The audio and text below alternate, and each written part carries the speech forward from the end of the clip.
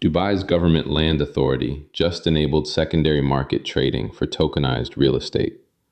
On the XRP ledger, 7.8 million property tokens, now tradable 24/7.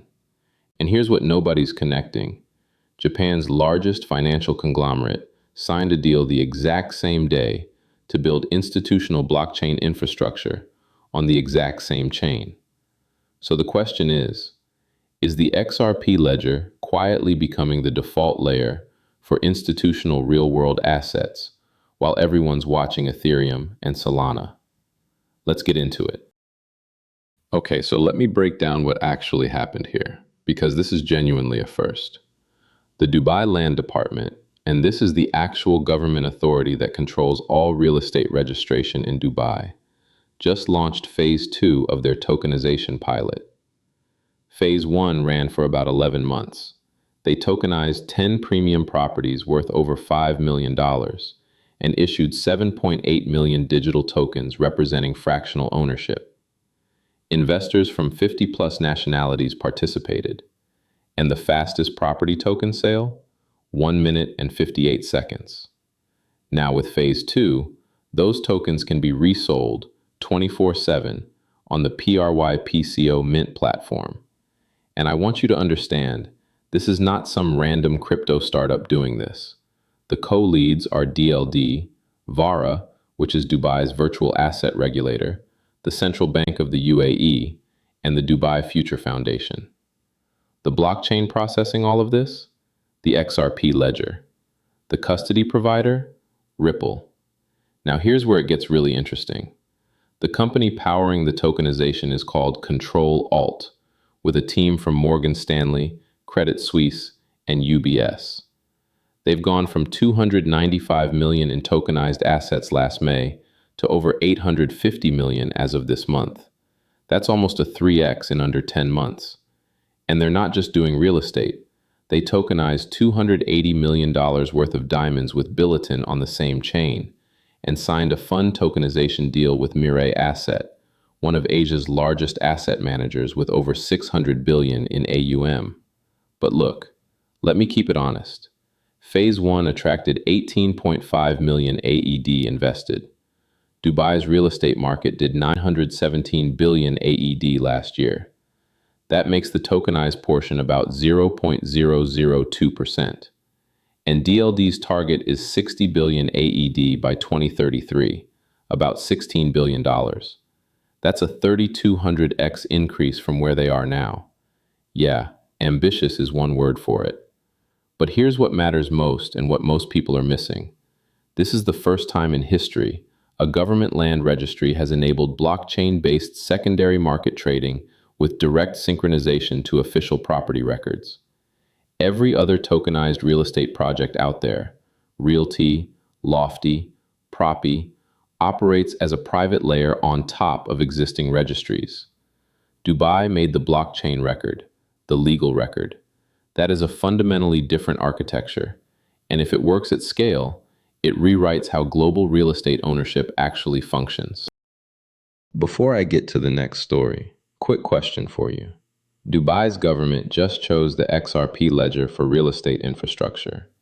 Japan's biggest financial group just doubled down on XRPL for institutional finance. Do you think the chain that captures government and institutional infrastructure wins the decade? Drop your take in the comments before you hear mine. So Dubai is building real estate infrastructure on XRPL from the government side. But here's what happened on the exact same day in Japan. And honestly, this story flew completely under the radar. On February 20th, SBI Ripple Asia signed a memorandum of understanding with AWAJ, the Asia Web3 Alliance Japan, to provide technical support for startups building financial services on the XRP ledger. Now, SBI Ripple Asia is not some side project. It's a joint venture. SBI Holdings owns 60%, Ripple owns 40%, and SBI Holdings manages roughly $66 billion in assets, with a 9% equity stake in Ripple Labs worth $3 to $4 billion. Their CEO, Yoshitaka Kitao, literally called it a, quote, hidden asset that could be much bigger than 10 billion in XRP. And here's the needle in the haystack that everyone missed. AWAJ isn't just a startup incubator. They hosted the first official strategic dialogue between a Japanese Web3 alliance and the US SEC Crypto Task Force, led by Commissioner Hester Peirce. They launched something called the Japan Financial Infrastructure Innovation Program with Ripple, Mizuho Bank, SMBC Nikko Securities, Toyota Blockchain Lab, and Securitize Japan. The demo day? February 24th, 4 days after this MOU. That timing is deliberate. And when you zoom out, the full picture is staggering. Japan's finance minister publicly backed blockchain settlement on February 13th. The three megabanks, Mitsubishi UFJ, Sumitomo Mitsui, and Mizuho, are launching a joint yen stablecoin by March. SBI is bringing RLUSD to Japan by Q1 and their own yen stablecoin by Q2. Crypto taxes are being cut from 55% to a flat 20%. This is a full-stack regulated financial infrastructure being assembled piece by piece in the world's third largest economy, with the XRP ledger running underneath it. Now I know what some of you are thinking. Okay, cool. Governments and megabanks are building on XRPL. But where's the actual product? Where can someone put stablecoins to work on this chain today?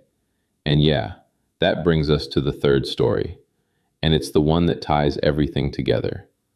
On February 19th, a fintech company called Soil, built by Orco Group, launched the first compliant real-world asset-backed yield protocol on the XRP ledger for RLUSD holders. Two vault options: a liquid vault at 5% APR backed by treasury bills and money market funds, and a credit vault at 7% backed by private credit. The initial $1 million pool, fully subscribed in under 72 hours. Now here's why this matters more than the headline suggests. Orco Group isn't a DeFi startup that appeared last week. They manage $300 million in assets, hold regulatory licenses in Poland and Malta, and their parent company, Mount TFI, manages over $5 billion in private debt, with a historical default rate of 0.5%. These yields aren't coming from token emissions or recursive lending. They come from actual corporate loans in the real economy. That is fundamentally different from most DeFi yield. And the RLUSD context is massive. Since launching in December 2024, RLUSD has grown to $1.53 billion in market cap. That's 10x in 1 year. Binance listed it in January. BlackRock is using it as collateral for their BUIDL tokenized treasury fund. It's regulated by NYDFS, custodied at BNY Mellon. But look, let me be honest. $1 million in a pool is not institutional scale. XRPL's total DeFi TVL is about 82 million versus 83 billion on Ethereum. That's a 1000x gap. But here's the counterpoint nobody's talking about.